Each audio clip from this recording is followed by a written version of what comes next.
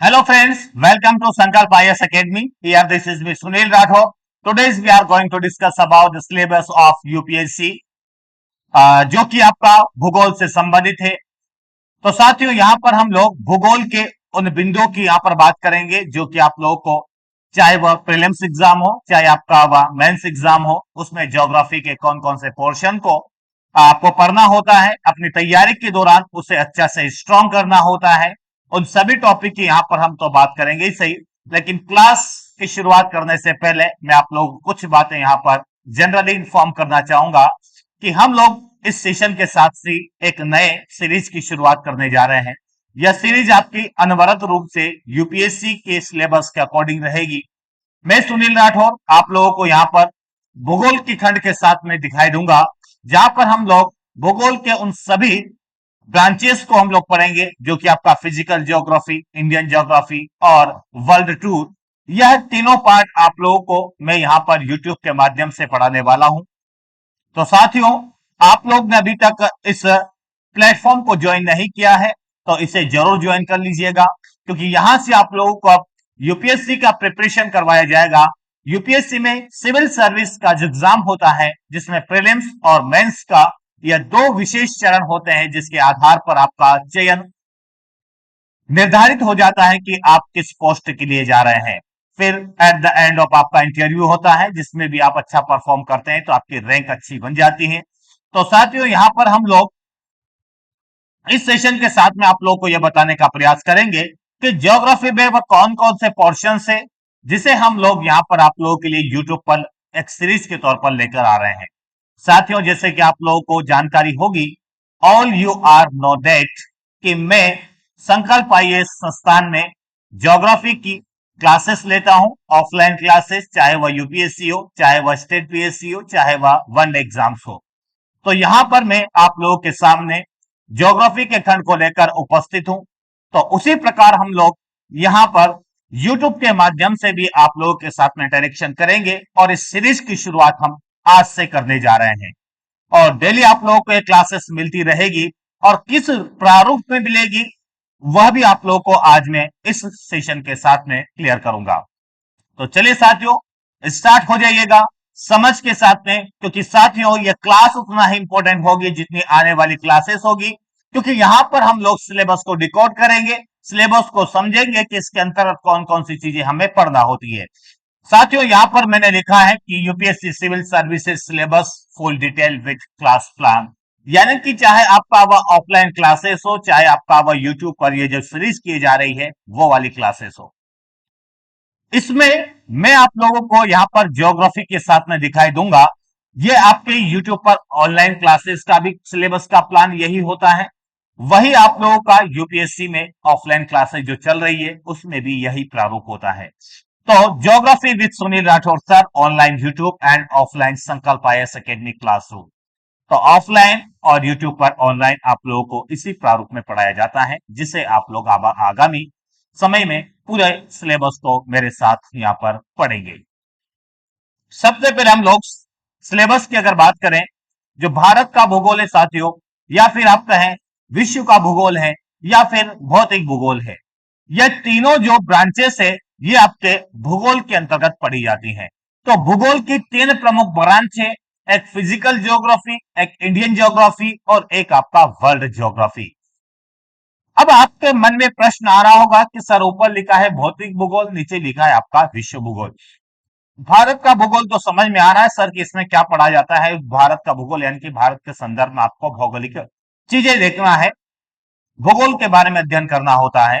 लेकिन ये पहला और दूसरे में क्या डिफरेंशिएट है साथियों, अगर मैं इन तीनों के बारे में बात करूं तो यहां पर एक बात समझ लेना आप लोग, शायद ही आप लोगों ने कहीं पर यह सुना होगा। मुझे तो ऐसा लगता है कि अभी तक मैंने किसी भी यूट्यूब पर हो चाहे ऑफलाइन क्लासेस हो, वहां पर इसमें डिफरेंशिएट करना किसी ने बताया नहीं है।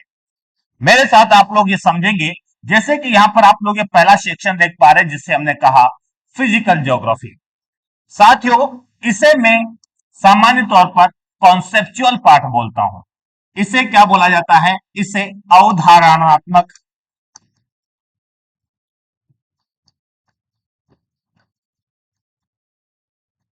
यानी कि कॉन्सेप्चुअल पार्ट बोलता हूं। यानी कि यहां पर आपके कॉन्सेप्ट क्लियर होते हैं, बिना रटी हुई चीजें आपको यहां पर पढ़ना होती है। अगर मैंने कहा कि हिमालय पर्वत आपके भारत के जो उत्तर में है, ये कैसे बना? अगर ये हिमालय है तो यहां पर भूकंप आते हैं, लेकिन ज्वालामुखी क्यों नहीं आते? अगर आपने इसको रटा कि हिमालय पर्वतीय क्षेत्र में आए दिन भूकंप की घटना देखने को मिलती है, लेकिन इस क्षेत्र में ज्वालामुखी नहीं आते, ऐसा क्यों? तो इसकी जानकारी आपको जो मिलती है वो फिजिकल ज्योग्राफी के जियोमॉर्फोलॉजी पोर्शन में मिलती है। तो कहने का तात्पर्य यह है कि ये वाला जो सेक्शन होता है, इसे मैं कॉन्सेप्चुअल पार्ट ऑफ ज्योग्राफी बोलता हूं, और आप लोगों को भी इसी माइंडसेट के साथ में इसको पढ़ना होगा कि ये आपका कॉन्सेप्चुअल पार्ट है। अब जब पूरा कॉन्सेप्ट पढ़ चुके होंगे, तब बारी आती है जब आप बोलते हैं कि सर मैंने अवधारणा तो पढ़ ली है, अब इसको कहां पर मैं इंप्लीमेंट करूं, कहां पर इसको लागू किया जाए, कहां पर एक ऐसा स्थान हो जिसे आप लोग बोलते हैं प्रयोगशालाएं। प्रयोगशाला में आप लोग कब जाते हैं? जब उसके बारे में आप पूरी जानकारी एकत्रित कर लेते हैं, उसके बाद आप उस चीज को प्रयोगशाला में लेकर जाते हैं, लेबोरेटरी में लेकर जाते हैं, तब जाकर वहां पर उसका प्रयोग करके आप लोग क्या करते हैं, उसके बारे में अध्ययन करते हैं। सेम वही चीज यहां पर आपने कॉन्सेप्ट पढ़ा, और उसका एप्लीकेशन पार्ट होता आपका भारत का भूगोल। ये भारत का भूगोल कौन सा पोर्शन है, इसे मैं बोलता हूं यह एप्लीकेशन पोर्शन है,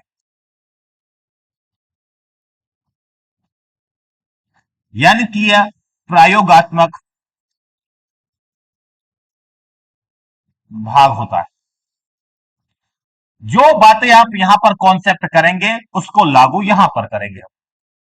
आई होप कि ये बहुत बड़ा अंतर आपको अब समझ में आ रहा होगा कि आखिर इन दोनों में डिफरेंस क्या है। फिर बात आती है आपका वर्ल्ड ज्योग्राफी या विश्व का भूगोल, जिसे आप लोग अगर मेरे साथ अगर पढ़ रहे होंगे तो इसे मैं वर्ल्ड टूर बोलता हूं। वर्ल्ड टूर का मतलब यहां पर आपको सभी महाद्वीपों पर घुमाया जाएगा, सभी देशों में घुमाया जाएगा, वहां पर जो भी भौगोलिक परिदृश्य होंगे उसके बारे में जानकारी एकत्रित की जाएगी और वो आपको बताई जाएगी। वही चीज हम लोग पढ़ेंगे यहां पर वैश्विक भूगोल यानी कि वर्ल्ड टूर के अंतर्गत, जिसका प्रभाव मानव या पर्यावरण पर स्पष्ट तौर पर देखने को मिलता है। उन्हीं भौगोलिक परिदृश्य का हम लोग यहां पर स्टडी करेंगे इस क्लासरूम और ऑनलाइन यूट्यूब क्लास के साथ। यह बात भी आप लोग समझ पाए होंगे कि पहला पोर्शन कॉन्सेप्चुअल है, सेकंड पोर्शन एप्लीकेशन पार्ट है, और थर्ड ऑप्शन आप लोगों को लोकेशन के आधार पर चीजों को या फिर चीजों से अवगत कराएगा। मैंने कहा कि माउंट कॉटोपेक्सी कहां है, माउंट चिंबोराजी कहां है, माउंट मैकिनले कहां पर है, माउंट एल्ब्रुश कहां पर है, रिफ्ट वैली क्या होती है और कहां पर है, नर्मदा भंश घाटी कैसे बनी, यह कैसे बनी वो यहां पढ़ेंगे, और कहां है वो यहां पढ़ेंगे। यूराल माउंटेन कहां है, एंडिस पर्वत कहां है, रॉकीज पर्वत कहां है, कॉस्केड रेंज कहां है, सीरिया नावेदा और सीरा Madre oriental, Sierra Madre oriental ये कहां पर है, पेटागोनिया का पठार कहां है, गोबी मरुस्थल कहां है, थार डेजर्ट कहां है। तो ये सभी चीजें जो भौगोलिक परिदृश्य या topography of and world level में जो बात कर रहा हूं, ये सभी चीजें हम लोग कहां पढ़ेंगे, विश्व के भूगोल में। तो मोटा मोटा तो आपको ये समझ में आ गया है कि इस स्लाइड में जो तीन शब्द लिखे हुए हैं, यानी कि तीन ब्रांचेस लिखी आपका भूगोल के अंतर्गत, आपको यह ओवरव्यू मिल गया है कि इसमें हमें आखिर पढ़ना कैसे है और किन चीजों पर हमें ध्यान देना है। बढ़ेंगे आगे और जानेंगे कि भौतिक भूगोल में चीजें क्या पढ़ी जाएगी। साथियों, यहां पर आपका यह फिजिकल ज्योग्राफी है। फिजिकल ज्योग्राफी के मुख्यतः तीन पोर्शन आप लोगों को यहां पर देखने को मिलेंगे। तीन पोर्शन में सबसे पहले आपको जियोमॉर्फोलॉजी, सेकंड नंबर पर क्लाइमेटोलॉजी और थर्ड नंबर पर आपको ओशनोग्राफी यानी कि भूआकृति विज्ञान, जलवायु विज्ञान और एक आपका समुद्र विज्ञान। जब हम लोग पृथ्वी की सतह का अध्ययन करेंगे तो वो आपका जियोमॉर्फोलॉजी, पृथ्वी के वायुमंडल का अध्ययन करेंगे तो क्लाइमेटोलॉजी, और समुद्र का अध्ययन करेंगे तो आपका ओशनोग्राफी। ये तीन पोर्शन है, तीनों का अपना अपना सिलेबस से, तीनों के अपने अपने सब हेडिंग से, सबके अपने अपने टॉपिक से, सबका अपना अपना एरिया है, उसकी हम लोग वहां पर बात करेंगे। जैसे कि अगर मैं आपसे बात करूं कि सबसे पहले आपका जो जियोमॉर्फोलॉजी है, जिसे हमने कहा भूआकृति विज्ञान, इस भूआकृति विज्ञान में ये सारे टॉपिक आप लोगों को पढ़ाए जाएंगे। और हमारी जो क्लासेस शुरू होगी ना, हमारी क्लासेस जो कल से आप लोग देख पाएंगे, वहां पर आप सबसे पहले पढ़ेंगे कि ब्रह्मांड और सौरमंडल के बारे में, how to evolution and development of universe, ब्रह्मांड की उत्पत्ति और इसका निर्माण कैसे हुआ है, कैसे इसका विकासात्मक गतिविधि देखने को मिलती है, उसके बारे में हम स्टडी करेंगे in the topic of universe and solar system. उसी के बाद हम लोग हमारी पृथ्वी के बारे में जानकारी एकत्रित करेंगे, evolution and development of earth, earth movement के बारे में देखेंगे। यहां पर अर्थ की इनर स्ट्रक्चर देखेंगे, इनर लेयर ऑफ अर्थ हम देखेंगे। उन सभी की बातों की चर्चा आपका सेकंड नंबर के टॉपिक में हो जाएगी। आंतरिक संरचना इसमें करेंगे हम लोग। फिर हम लोग बात करेंगे, जब आंतरिक संरचना हम पढ़ चुके होंगे, तब हम लोग एग्नेसियस रॉक, मेटामॉर्फिक रॉक, ट्रांसफॉर्मिक रॉक, यानी कि आग्नेय चट्टान, अवसादी चट्टान, और फिर आपका कायांतरिक चट्टान, इनके बारे में जब अध्ययन करेंगे तो वो आपका रॉक्स और मिनरल्स के बारे में हम लोग यहां बात कर रहे होंगे। उसके बाद आपका अर्थ मूवमेंट के टॉपिक होते हैं। यहां पर अगर इस टॉपिक का मेन टॉपिक लिखना चाहे तो इसे कहा जाता है अर्थ मूवमेंट, यानी कि इसी को कहा जाता है भू संचलन। तो अर्थ मूवमेंट जब हम आप लोगों को पढ़ाएंगे तो इसमें दो प्रकार के बल उत्पन्न होते हैं। अगर आउटर फैक्टर, जो कि एटमॉस्फेरिक फैक्टर हम बोलते हैं, उसको हम लोग बोलेंगे एक्सोजेनिक फोर्स। और यदि पृथ्वी की आंतरिक शक्तियों के कारण एक फोर्स ओरिजिनेट होता है तो उसे हम लोग एंडोजेनिक फोर्स बोलेंगे या एंडोजेनिक मूवमेंट बोलेंगे। तो ये दोनों ही बल आपका एंडोजेनिक और एक्सोजेनिक, ये सभी हम लोग अर्थ मूवमेंट वाले टॉपिक में पढ़ेंगे। और ये वो टॉपिक है साथियों, इसी से तो पता चलेगा आपको कि यह महाद्वीप और महासागर का निर्माण कैसे हो रहा है, कैसे प्लेटों के मध्य संचलन हो रहा है। उसके बाद अगला टॉपिक आएगा आपका, जिसमें हम कुछ सिद्धांत की बात करेंगे। जैसे कि अगर बात करें यहाँ पर महाद्वीपीय विस्थापन सिद्धांत, संवहन धारा तरंग सिद्धांत, सागर नीतल प्रसरण सिद्धांत, इनकी बात करेंगे। फिर प्लेट टेक्टोनिक थ्योरी के बारे में हम लोग बात करेंगे, जो कि आपका क्या हो जाएगा, प्रमुख सैद्धांतिक चीजें, जिसके बारे में हम यहाँ अध्ययन करेंगे। फिर हम लोग, एक बल होता है आपका सडन मूवमेंट, यानी कि आकस्मिक संचलन। यहां पर एक टॉपिक होगा आपका जिसे हम कहेंगे सडन मूवमेंट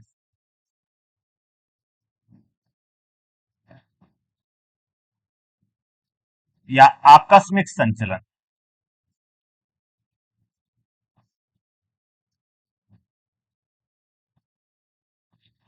ये जो आकस्मिक संचलन है, ये भू संचलन के अंतर्गत ही एक हेडिंग आपको देखने को मिलेगा, जिसमें हम लोग एक सडन मूवमेंट की बात करेंगे। तो उसमें हम लोग ज्वालामुखी, भूकंप और सुनामी की बात करेंगे। उसके बाद यहां पर पर्वत, द्वीप और हॉट स्पॉट की जो बात करेंगे तो ये आपका पर्वत निर्माणकारी संचलन होगा, उसमें हम लोग इसकी बात करेंगे। उसी के बाद एक होता है आपका, जैसे यहां पर बहिर्जात बल लिखा है, एक अंतर्जात बल लिखा है। तो जो बहिर्जात बल होता है उसमें डेनुडेशन का प्रोसेस होता है। ये डेनुडेशन का प्रोसेस किसमें होता है, तो मैं कहूंगा ये आपका बहिर्जात,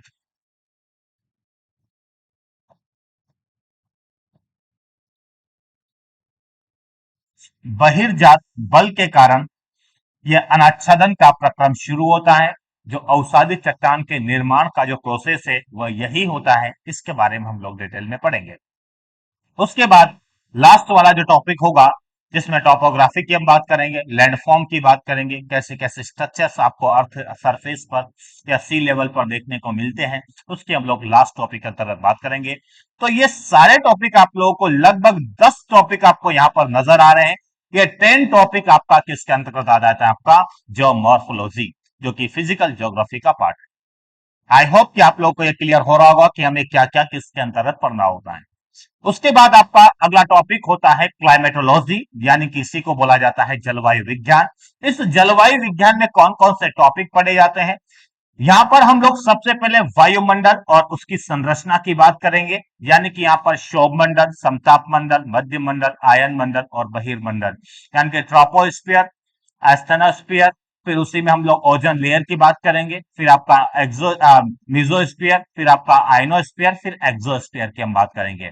तो ये सबसे पहला जो टॉपिक होगा, जिसमें वायुमंडल का संगठन, उसकी संरचना की बात करेंगे, कौन कौन सी गैसेस है, कौन सी अस्थायी गैस है, कौन सी स्थायी गैस है, सबके बारे में यहां पर अध्ययन करेंगे। उसके बाद हम लोग जो सूर्य से हमें लघु तरंग विकिरण के तौर पर ऊष्मा की प्राप्ति होती है, विकिरण के तौर पर, उसे हम लोग इंसोलेशन बोलते हैं, इनकमिंग सोलर रेडिएशन, उसको हम पढ़ेंगे डिटेल में। उसके बाद में हीट बजट हम पढ़ेंगे, जिसमें हम लोग हीट बैलेंस की बात करेंगे, हीट बजट की बात करेंगे, साथ ही साथ में तापमान के वो सारे फैक्टर्स देखेंगे। और साथ ही साथ में हम लोग इसके बाद अगला टॉपिक जो होगा आपका, जिसमें हम वायुदाब और वायुमंडलीय परिसंचरण, यानी कि यहाँ पर Hadley cell, Ferrel cell, polar cell की बात करेंगे। जो आपकी भूमंडलीय पवन होती है, व्यापारिक पवन, पछुआ पवन और ध्रुवी पूर्वा पवन, उसके बारे में हम लोग इस टॉपिक में पढ़ेंगे। 7 प्रकार के दाब कटिबंध का निर्माण होता है, उसको भी हम लोग यहां पर पढ़ेंगे। उसके बाद अगला टॉपिक होता है आपका वायुमंडलीय आर्द्रता और वर्षण, यानी कि प्रेसिपिटेशन के बारे में पढ़ेंगे। और यहां पर मैं समझाऊंगा कि रेनफॉल और प्रेसिपिटेशन दोनों अलग अलग कैसे हैं, या दोनों एक भी है तो ये प्रोसेस अलग अलग कैसे हैं। उसके बाद हम लोग वायु राशियों की बात करेंगे, वातावरण और चक्रवाती परिसंचरण की बात करेंगे, साइक्लोन, एंटी साइक्लोन पढ़ेंगे। फिर लास्ट में हम लोग जो आपके थार्नथ्वेट और कोपेन का जलवायु वर्गीकरण, थार्नथ्वेट का जलवायु वर्गीकरण, उन दोनों के बारे में जानेंगे। और कितने जलवायु प्रदेश है वैश्विक स्तर पर, उसकी बात करेंगे। लगभग आप देखेंगे यहां पर जलवायु प्रदेशों की संख्या नॉर्थ हेमिस्फीयर में मिलेगी आपको कितना, लगभग आप लोगों को मिलेगा 11 जलवायु प्रदेश। उन 11 जलवायु प्रदेश की यहां पर बात करेंगे, जो कोपेन ने अपने जलवायु वर्गीकरण में स्पष्ट किया है। फिर लास्ट टॉपिक आपका हो जाएगा विशिष्ट वायुमंडलीय परिघटना और उपयुक्त जलवायु विज्ञान। कुछ टॉपिक्स जो रह जाते हैं उसको यहां पर हम लोग कवर करेंगे। तो ये पार्ट हो जाता है आपका भौतिक भूगोल का, क्लाइमेटोलॉजी, यानी कि इसे जलवायु विज्ञान कहा जाता है, जिसमें ये 7 प्रमुख टॉपिक आप लोगों को देखने को मिलेंगे। फिर बारी आती है आपकी यहां पर ओशिनोग्राफी, यानी कि समुद्र विज्ञान। तो समुद्र में उन चीजों का हमें अध्ययन करना है जिसका प्रभाव मानव या पर्यावरण पर पड़ता हो, उसके बारे में हम लोग इस टॉपिक में पढ़ेंगे। सबसे पहला टॉपिक, सबसे पहले हम लोग जानेंगे कि महासागर के नीतल का रिलीफ कैसा है, उच्चावच कैसा है। तो सबसे पहले हम लोग महासागरी उच्चावच को पढ़ेंगे। यहां पर लिख देता हूं मैं, महासागरी उच्चावच को पढ़ेंगे, यानी कि ओशियनेटिक रिलीफ। फिर हम लोग महासागरी बेसन और समुद्री निक्षेप, यानी कि मरीन डिपॉजिट क्या होता है, उसके बारे में पढ़ेंगे। फिर महासागरी जल के तापमान को हम समझेंगे, तापमान का वितरण कैसे है वो समझेंगे। अब तट अनुतट पवन का प्रभाव क्या होता है, कब ईस्टर्न कोस्ट में तापमान बढ़ जाएगा, कब वेस्टर्न कोस्ट में तापमान बढ़ जाएगा, उसके बारे में यहाँ पढ़ेंगे। लवणता सैलिनिटी के बारे में पढ़ेंगे हम लोग कि 1000 ग्राम जल में कितनी मात्रा में लवण की मात्रा है, इसका वर्टिकल हॉरिजॉन्टल डिस्ट्रीब्यूशन हम देखेंगे। उसी प्रकार घनत्व के बारे में भी यही चीजें हम लोग यहाँ पर देखेंगे। फिर महासागरी जल का संचयन, यानी कि यहाँ पर हम लोग ज्वार भाटा पढ़ेंगे, ज्वार भाटा पढ़ा जाएगा, टाइड एंड ट्रेड पढ़ा जाएगा। उसके बाद हमें जलधारा पढ़ना है, यहाँ पर जलधारा को पढ़ेंगे। तो यह टॉपिक के अंतर्गत आपका महासागरी जल का संचयन, यानी कि ओशियन वाटर सर्कुलेशन की बात करेंगे। फिर प्रवाल भित्ति और प्रवाल विरंजक की बात करेंगे। और फिर हम लोग बात करेंगे मरीन रिसोर्स एंड ज्योग्राफिकल या जियोपॉलिटिकल इंपॉर्टेंस, यानी कि भू राजनीतिक महत्व की बात करेंगे। हिंद महासागर और महासागर मंडल संसाधन रिसोर्सेस की हम लोग बात करेंगे। तो ये 5 प्रमुख टॉपिक होंगे जो कि आपका ओशनोग्राफी, यानी कि समुद्र विज्ञान के अंतर्गत हमारे टॉपिक्स आने वाले। बात यहीं पर खत्म नहीं होती है साथियों, यह पोर्शन आपका जो हम लोग देख रहे हैं, ये आपका भौतिक भूगोल की तीनों ब्रांचेस का सिलेबस है, जो कि आपका कॉन्सेप्चुअल पार्ट है। ये पूरा कैसा है आपका, कॉन्सेप्चुअल कॉन्सेप्चुअल पार्ट आपका हो जाएगा। तो जब कॉन्सेप्ट पूरा क्लियर हो जाएगा फिर हम इंटर कर जाएंगे आपके भारत के भूगोल में, जो कि एक है आपका ये भारत का भूगोल जो होगा साथियों, ये भारत का भूगोल जो होगा, इस भारत के भूगोल को हम लोग क्या कहेंगे कि ये जो भारत का भूगोल है आपका, ये भारत के भूगोल को हम कहेंगे कि ये आपका हो जाएगा एप्लीकेशन पार्ट।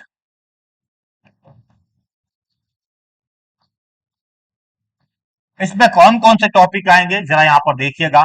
भारत के भूगोल के बारे में हम लोग बात करें, कहां गया भारत के भूगोल का सिलेबस।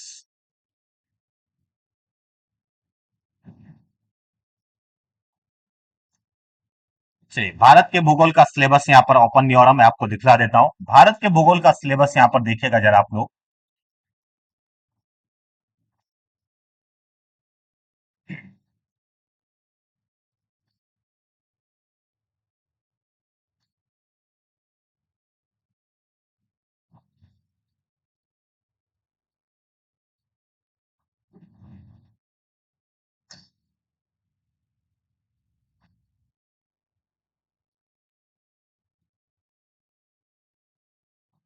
चलिए यहां पर देखिएगा।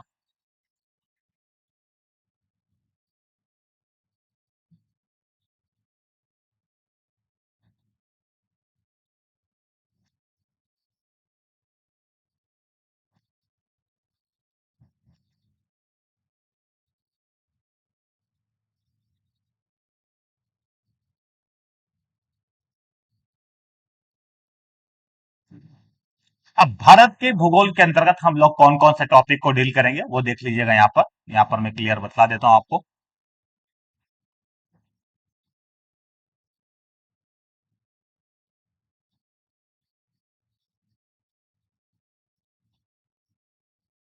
ये देखिए, ये भारत के भूगोल का सिलेबस है, यहां पर आपको सारी चीज नजर आएगी। ये पेज वहां से मिस हो गया तो मैंने फिर से पीडीएफ आपके लिए ओपन कर दिया है। अब यहां पर देखिएगा, ये आपका भारत का भूगोल है। भारत के भूगोल में आप लोग देखेंगे तो भारत के भूगोल के अंतर्गत ये सारे आपके कुछ टॉपिक्स यहां पर मेंशन किए हैं। जैसे कि आपका भारत, उसका सामान्य परिचय। सामान्य परिचय पढ़ने के बाद देखिएगा इस पहले टॉपिक में आपकी तीन चार चीजें आ जाती हैं। सबसे पहले आपका जनरल इंट्रोडक्शन, जनरल इंट्रो पढ़ेंगे हम भारत का। उसके बाद हम लोग जियोलॉजिकल स्ट्रक्चर पढ़ेंगे, जियोलॉजिकल स्ट्रक्चर। जियोलॉजिकल स्ट्रक्चर के बाद में हम लोग जियोग्राफिक रीजन की बात करेंगे, या इसी को आप लोग फिजिकल रीजन बोल सकते हैं।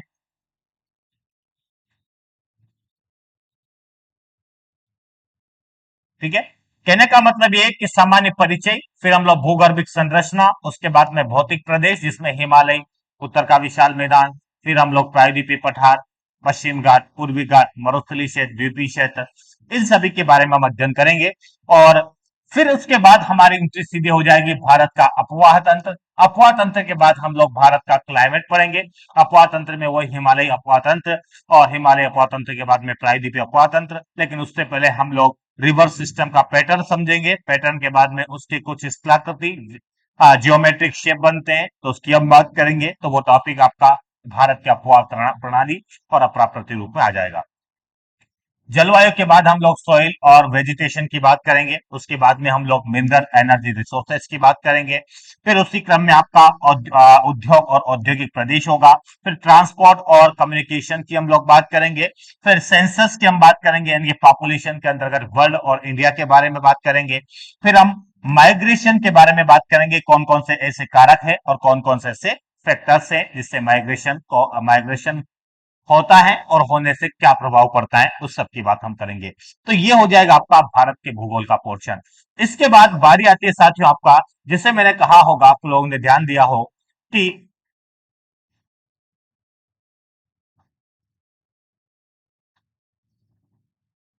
यहां पर देखिएगा,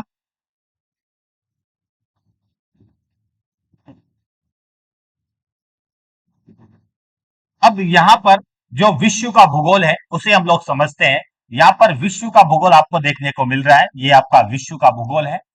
ये विश्व के भूगोल को दो पार्ट में मैंने डिवाइड किया है, एक आपका महाद्वीप और दूसरा आपका महाद्वीप के कौन कौन से ऐसे विषय होंगे।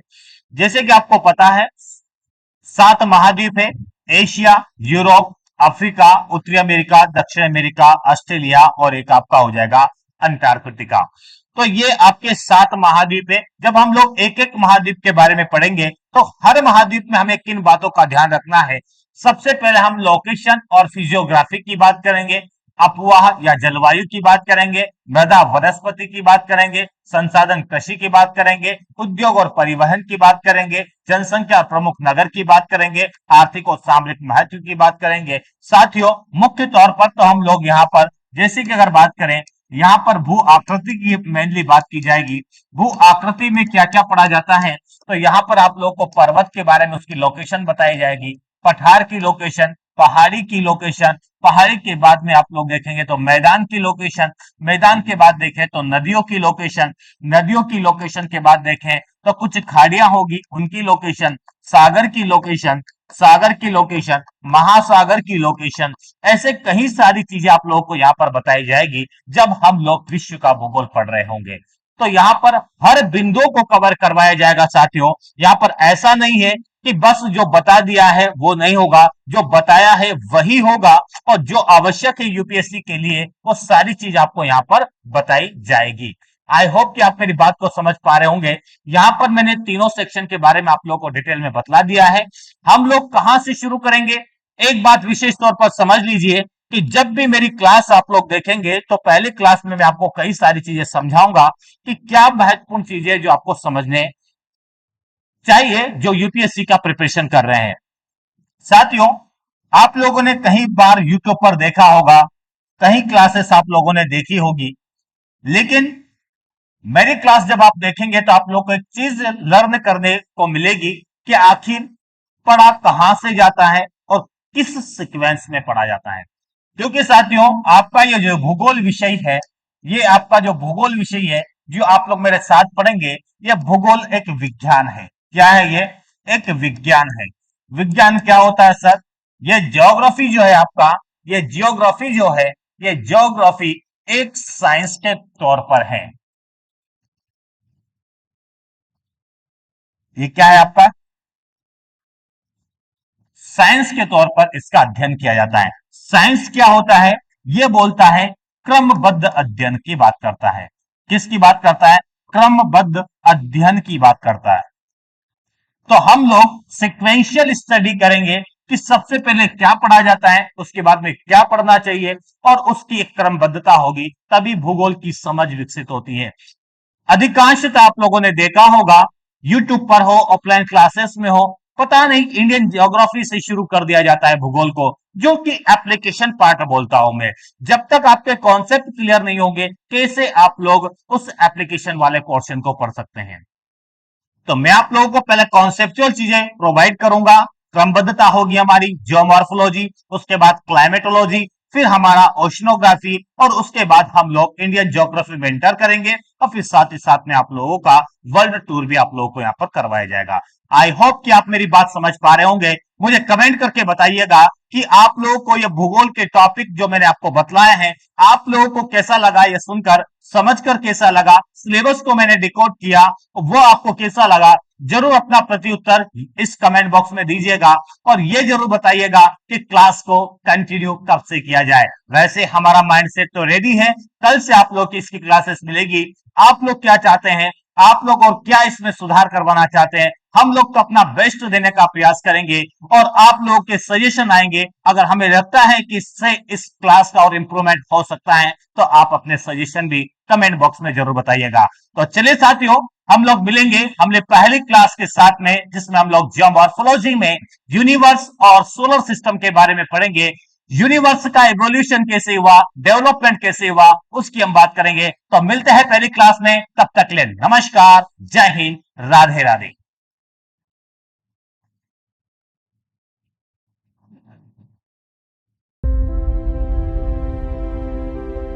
लेकिन अगला नाम आपका हो सकता है। तैयारी जारी रखिए, क्योंकि सिलेक्शन मतलब संकल्प।